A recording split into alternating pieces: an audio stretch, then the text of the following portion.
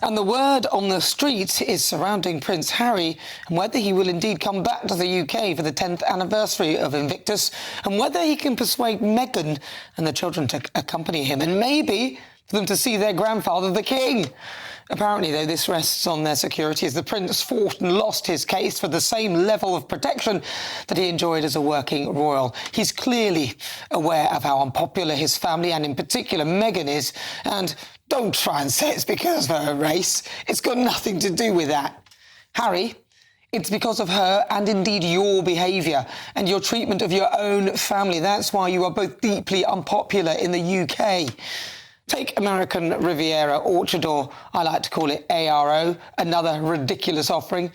It took me all of a minute to come up with that one. I'm sure you can come up with your own version. Meghan's new website. It's gone down like a cup of sick. Nobody's interested. I think even Meghan is questioning whether perhaps the timing of the launch was ill-judged.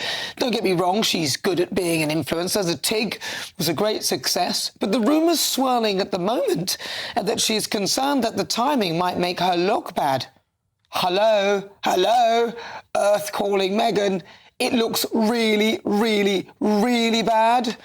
The word for it is heartless. It looks heartless and cold. It's stuff like that people find unpalatable. The website launching a few weeks before Catherine confirmed her diagnosis was cancer, but well within a time frame where Meghan could have waited a bit as we had already received the news of the King's diagnosis. But hey-ho, that's how they roll. Meghan must be spitting feathers that Catherine is idolised even more. The Princess of Wales is possibly the most loved woman on the planet. Sorry, Meghan. I can't imagine that there are many left who have a shred of respect for the Duke and Duchess of Montecito. But the big question is, as Invictus celebrates its 10-year anniversary in the UK, with Prince Harry set to arrive here for it, will he be flying solo? Then, of course, there's Prince Andrew and Scoop. I say cut the man some slack, for God's sake. He has not been found guilty of anything. Yes, I would say it was unwise for him to surround himself with dodgy people like convicted sex offender Jeffrey Epstein, especially after the world knew what kind of a man he was. But at this current moment, Andrew hasn't pleaded guilty or been found guilty of anything. Yes, he paid out a whole heap of cash, but you could argue part of that was to give his mum, the Queen, a quiet life, as all this controversy came out during the Meghan Markle years and the Queen was ill.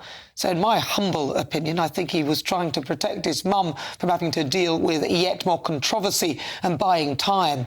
Watch this space, as I don't think it's going away, but the royal family could do with more hands on deck.